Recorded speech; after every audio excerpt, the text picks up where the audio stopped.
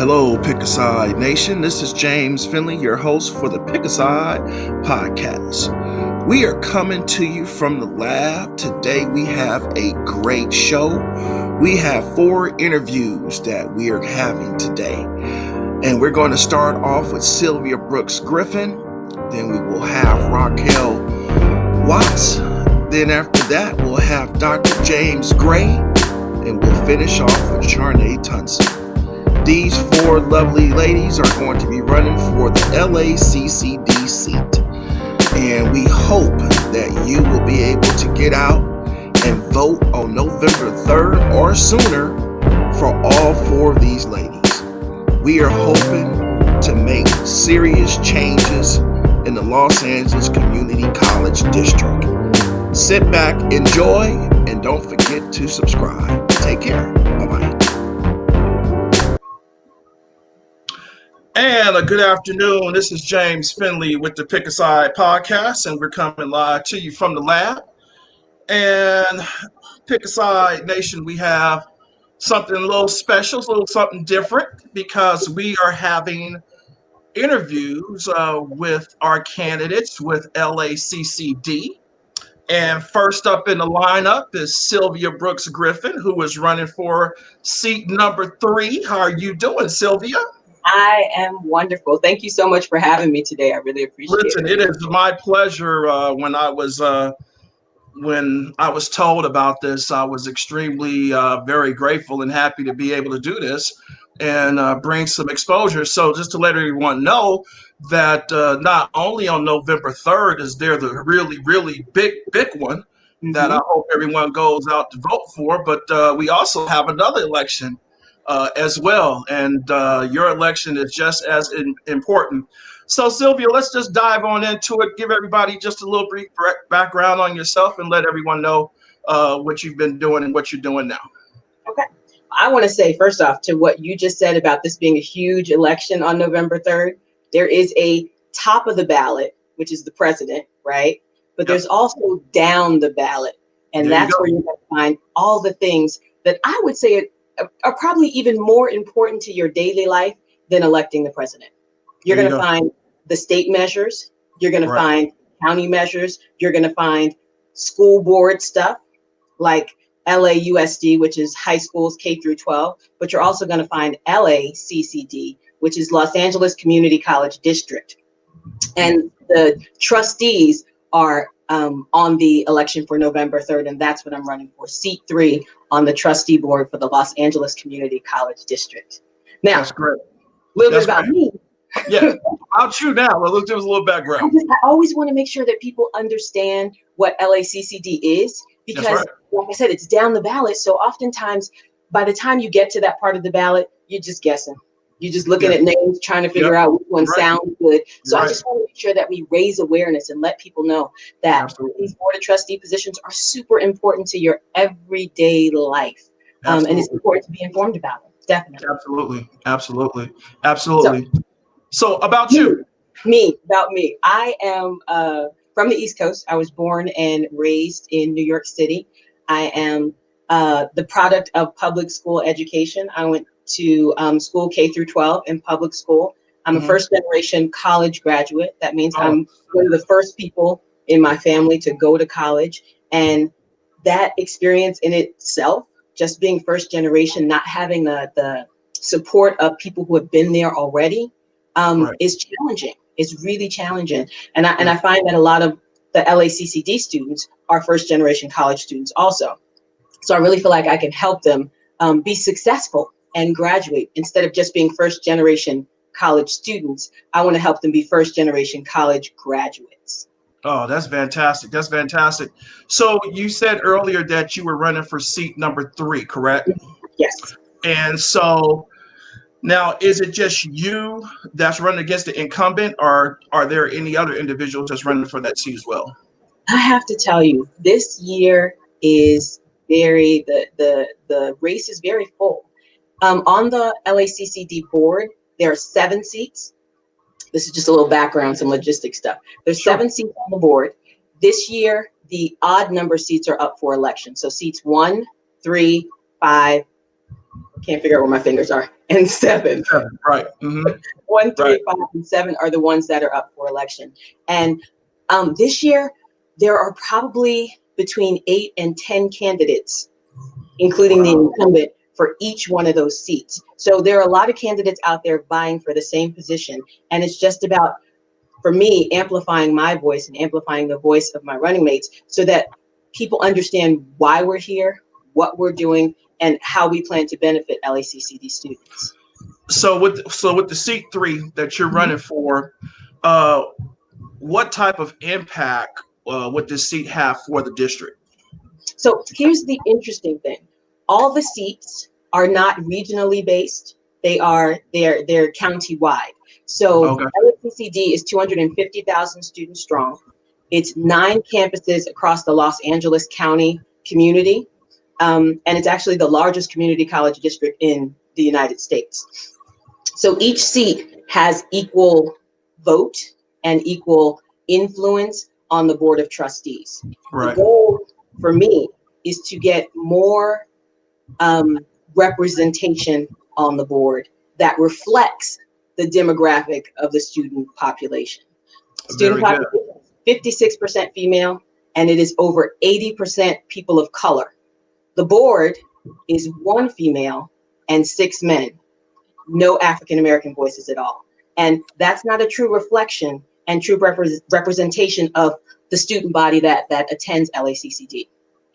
Yeah, I when I was preparing for this and I had the opportunity to look at the seats that were currently being held on the board, and I looked at the faces, and I did not see any any African American individuals that were on that was holding any of those seats down on the board. So I think this is a really good thing, and I always like to say, you know, I feel that 2020 is it has been such a turbulent year Mhm. like no other, but also I feel like this is the year of the African American female.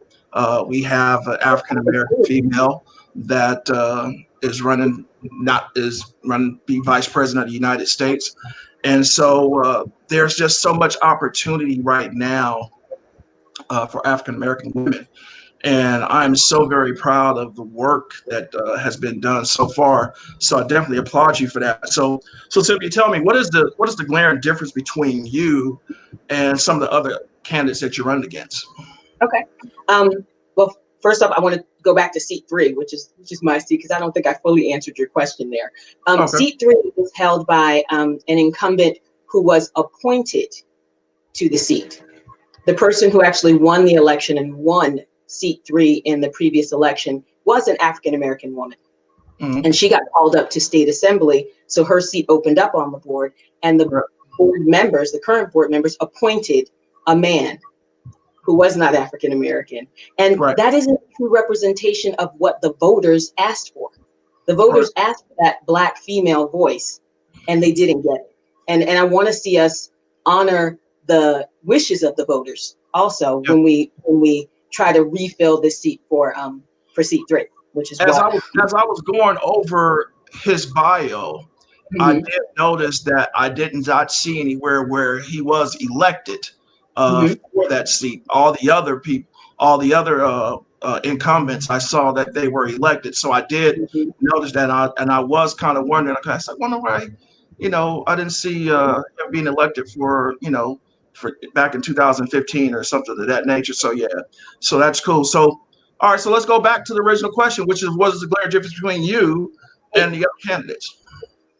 Um, I'm approaching running for this office from a student first perspective. I want Okay. to see the students and the students' needs be placed before everything else. And that's what's missing right now in LACCD.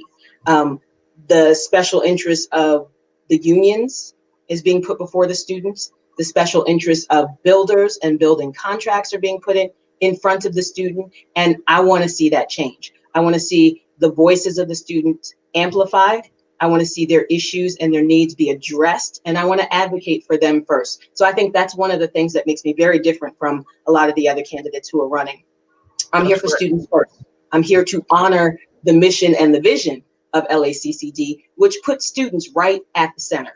And they're not there right now, the way the board is running things. That's great. And this is, um, when you go from high school, and then it should be, not everybody, it should be that when you finish going to high school you want to go to college, and when you go to college you always thinking that's going to be a 4-year experience. And I think that somehow or another it seems like junior colleges seem to not get the exposure, nor do they get probably the type of funding that's probably needed for what things need to be done. So at what point did you say to yourself, I want to go ahead and run for this and run for this seat? When did that happen, and why did you think that was going to be so important to do that? Well, I'm going to go back to early this summer. The springboard for me in running for this particular office was the murder of George Floyd. Wow. Sparked protests. It sparked a call to action for all of us. And for me personally, I've always felt a desire to do something political. I've heard the call, but I haven't answered it. And this past summer, I felt compelled. I have to do something different. And I've always been a member. I've always loved community service. I've always done community service. I've worked in schools with special needs children. I've worked to help normalize the inclusion of students with special needs in the general education. I believe in community service. I work with homeless organizations to provide food and to provide resources and services. But now I felt like I need to do something more. I need to get more politically involved. I need to be in a position where decisions are being made that can affect all of our outcomes, right? It can affect all of our communities in a more positive and more impactful way. And I learned about the Los Angeles Community College District Board of Trustees after George Floyd was murdered, and after some of the protests and some of the activism I participated in. And I did my research and discovered that, like I said, there's only one female on that entire board of 7. There are no African-American voices on that entire board of 7. And right there, I know I can make a change. I know I can make a difference. So I was like, it's time to step up. It's time to do, and not just hear the call, but really answer it. I'm sitting here, I'm so elated, with the answer that you gave me, because a lot of things that I'm doing right now is because of the fact of when I saw the knee to the neck. It broke my spirit. It broke my heart. It made me angry, and I had to do something, and I had to let my voice be known. Isn't that the silver lining? Is it's also making us take action instead of just words, instead of just platforms. And you hate that someone had to lose a life, for that. However, in a tragedy that such as that, there's been so many different spark plugs that have ignited the engines inside of people to be able to enhance their gifts to come out. And so I really, really do applaud you for that. Now, in every election, that we have, you're going to have people that are going to try to knock each other down and this and that. So when it comes down to criticism, people having to say certain things about you, then you have people that want to dig up negativity. So Sylvia, how is this a first rodeo for you? This is absolutely my first time running for political office. Okay. So and I'm going to tell you, I'm a work in progress. I know that the Obamas say when they go low, you go high. That's right. I'm going medium right now. I'm not quite to the place. I'm still growing and I'm still learning. And while I'm going medium, I'm aiming for high. So my goal is always to not speak negatively about the other candidates who are running. My goal in my heart, I hope that everybody is in this for the right reason. And in my heart, I expect that the person who does it for the right reasons will get the right result. That's So great. I'm not worried about criticism. I'm not worried about, you're not going to dig up any skeletons on me because I don't really have any, not any good ones. Listen, So I'm everybody can't afford to have put their name on a ballot for certain things. You know, you and I have to. need to do that soul searching. Absolutely. I did. Okay, wait a minute. Are there things that I don't need to be out in the That's world? right. That's You have right. to ask That's right. yourself those That's right. questions when you become a public servant. You absolutely do. Well, that's cool. That's cool. So I'm a product of. I attended West LA back Mm. a long time ago, and I had a very good experience. And I attended there for a semester before going to Cal State Northridge. So please tell me the advantage of attending a JC as opposed to going straight to a 4 year university right out of high school. That is an excellent question. And it's something I think more students need to think about when they're applying for college. College is incredibly expensive, prohibitively expensive for some people. Yep. But we have a gem right here in Los Angeles County. We have the LACCD. And with the Los Angeles College Promise, you have 2 years of free college. Those first 2 years are tuition free for you. So you're Right. saving. Think about, first off, just from an economic standpoint, you're saving all of that money for those first 2 years. And Mm, then if you're working your program, then you have the credits to transfer to a 4 year university as a junior. And now instead of paying for 4 years, you're only paying for 2. So mm. you're already ahead of the game by starting in the community college system. If you're going to high school, if you're going to college directly after high school, it puts you ahead of the game right there.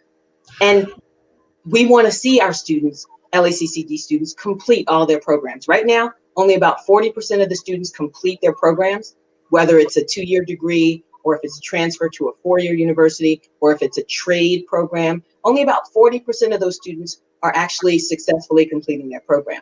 And we want to see that number go up. And I think we can see that number go up when we provide the proper supports for those students. It's amazing how you know, I have never heard that explained so beautifully as in the way that you did.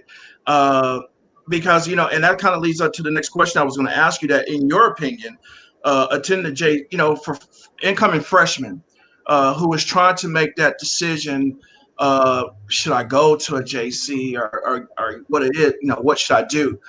There are some students that have the grades to Mhm. go to a 4 year, but they may not have the finances to do that.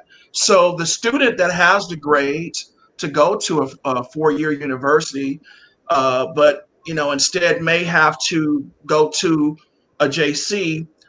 Do you feel that that is time lost for that particular student, or do you think that it's something that still works to their advantage? It is. It is absolutely to their advantage, because again, you have to think about it from this perspective. Getting into a competitive 4 year university takes a lot. It's a challenge. It's competitive. There are a lot of students applying straight out of high school as freshmen for these universities. Way more people than there are spots available in admissions, right? Right. You go as a freshman, you incur 4 years of student loans. You come Yeah. out, and the first thing you got to do is figure out how you're going to pay off that 4 years of student loans. But if you Right. have the grades for a 4 year university and you start in a JC, particularly LACCD, if you start in LACCD, you're saving 2 years on tuition, first off. The credits that you get in those 2 years transfer to 4 year universities. And then when you're going to a university as a junior, your chances of getting in are actually better because fewer people are applying at Yeah. that time in Right. that grade level. So you're Right. increasing your chances of getting into the school of your choice. You're Mhm. cutting down on the amount of student loans you might have to take out, and Yeah. you're getting that extra 2 years of additional support in the community college system. That's like win win win win. Right. Right. Now, are there? Do you know offhand if there are any scholarship programs or anything like that that these students can get while they're at a junior college that might be able to get carried on to a 4-year? Now that I'm not sure about. I don't know if there's scholarships that will carry with you to your 4-year. That's scholarship research right there, right? I have a daughter who just started college. She's actually her sophomore. This is her second year in college. And when she was a senior in high school, we got on the research bus and we looked and looked and looked and looked and searched and applied and applied and applied. And she got some scholarships that are 4-year scholarships, so they'll travel with her throughout her 4 years of school. There are scholarships through LACCD that will get you through these 2 years. There's the Los Angeles College Promise, which is tuition free for those first 2 years. But any additional scholarships that you need, you're gonna have to do that research. You're gonna have to put your nose to the grind and look for it and find it. The money's out there, but you gotta do the work to find it. So as an athlete, when I was in high school and what have you, and the option was to go to junior college first, and play ball.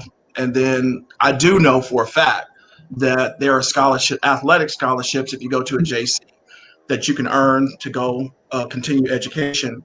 But yeah, I definitely want to do some research on my own to see if there are any academia scholarships that would be available, because I think that's something that would need to be known. So now we do.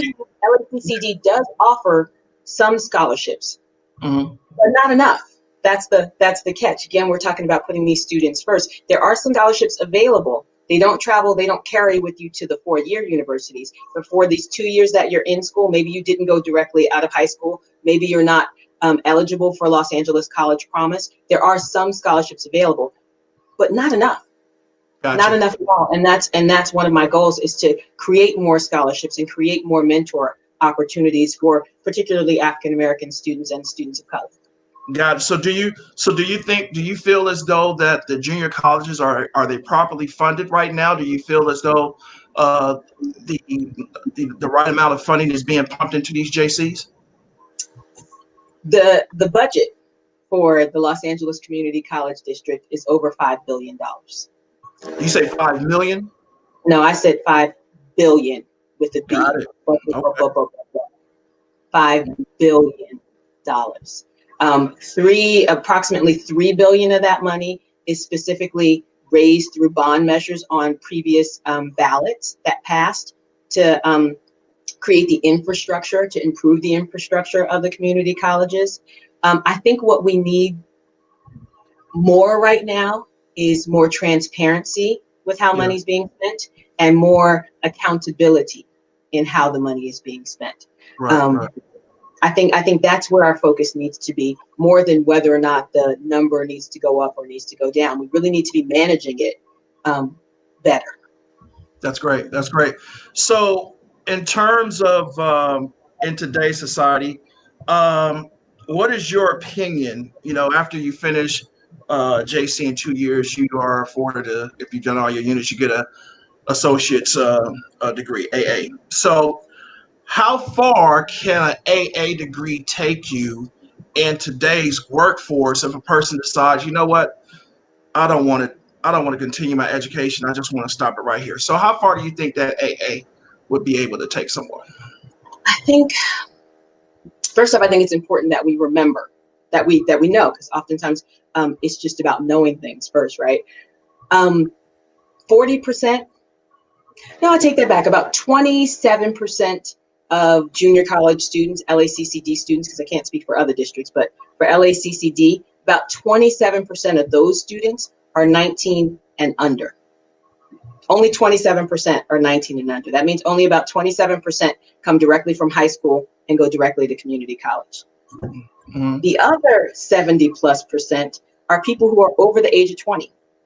These are people who are looking to jumpstart their careers, looking to jumpstart their lives, looking for second careers, looking for opportunities beyond the beginnings of high school, beyond college. And I have to say, even though I'm running for the Los Angeles Community College District, college is not the answer. 4-year college is not the answer for everybody. That's right. And that's what makes community colleges so great. They're going to give you opportunities to learn a trade. They're going to give you an opportunity to apprentice to someone who is a master in that trade, and then get you started on your career path right away. Right? You can get your associate's degree and go straight to work in the medical field sometimes, depending on what you choose to study academically, right? You can get your associate's degree, and if you choose to continue on with your 4-year education, you're already a junior. Yeah. You only got 2 more years left, right? Or you can take that opportunity to learn that trade, to apprentice, and to get right into your career. That right there is value that sometimes you may not always get time-wise in the same time frame that you would get from a 4-year university. And I think we need to remember that value for community colleges. We have to remember that value is for all of us, for 74% of us that are over 19, you know? Yeah. It's interesting. I'd probably say another 25 to 30% of the students are over the age of 35. Yeah. Yeah. And you have a lot of students that, you know, in their 40s and 50s are still going back to school. So, you know, yeah, it's definitely a win-win. Sylvia, I really, really just thank you for being a part of all this. I have to end it with the one particular question. So here's an opportunity for you right now to, not for me, but for you to speak on your behalf. So I need you to tell the Pick a Side Nation and everyone else that's going to be listening and watching this particular podcast, what makes Sylvia Brooks Griffin the best candidate for this position? You have the floor. All right. First off, I want to say it is so important to me to see us rise together. We don't do any of this work on our own. We don't collectively come up on our own. We always collectively come up together, right? And I'm running for LACCD seat 3, but I'm also running with 3 other phenomenal progressive Black women. Sharnae Tunston is running for seat 1. Raquel Watts is running for seat 7. Dr. Nashay James Gray is running for seat 5. We know the value of teamwork. We believe in putting students and what the students need academically and economically before everything else. We want to see that what our students need, their needs be addressed in a manner that's going to help them to succeed beyond that 40% that are completing their programs right now. We want to see that number grow exponentially. And we know, and I say we because I'm talking about me and the other 3 ladies I'm running with, we know that when we work together, we rise together. And I'm a candidate that can help us rise together. Listen, you when I have to go down there to the polls on November the 3rd to vote, there will be something in the back of my mind that says it's not all about, you know, although I can't wait to be able to Sylvia, let me tell you something. I cannot wait. I overstand. I can't wait to go down there and that first box. I cannot wait to punch a hole into my candidate. You just have no idea. But you know, I also am going to be very eager to drop down on the ballot to be looking out for you as well. I wish you well. You have my vote. Just to let you know, you did absolutely phenomenal on this interview. So you did extremely well. I cannot wait to interview the other 3 ladies. And I'm passionate about this experience, about doing this, about serving. So I hope that comes across. That's the only way that it can be done. You have to be so very passionate about getting the opportunity to do this. So listen, thank you so very much for being a participant today. And everyone get out and vote. And I will be pushing it hard, letting people know, hey, there's something on that ballot. And for them, you know, hey, listen, they may be on page 8 or page 10, but the thing about it is that they're going to be on there. And so, hey, thank you so very much. Thank you. Thank you. If you wanna, and this is for everybody, if you're interested in learning even more about the issues for LACCD and our solutions for those issues, justice, the number 4, laccd.com. That's where you'll find all the information about our platform too. And so, Sylvia, do you have any other social media platforms that you want to let anyone know about? Yes. Justice for LACCD, the number 4, LACCD.com is the website that'll give you more information about all the ladies who are running on our slate, all the ladies who are running with me. Mhm. My social media handles are at SBG, the number 4, LACCD. So that's for Facebook, that's for Instagram, that's for Twitter. You'll find it all there. And Pick a Side Nation, just want everyone to know on my website, which is www.pickaside.org, you will be able to find all 4 candidates' information on there. And Sylvia, when you finish this, you can go and take a look at it because I actually did already. information is definitely on there. So we have done you guys justice. So listen, we're going to go ahead and end this telecast. And as I always say, when I finish the telecast, always put God first place in your life. He'll take you places that you never dreamed of. Sylvia, good luck to you. We'll be rooting for you on November 3rd. Thank you. All right, take care. You too.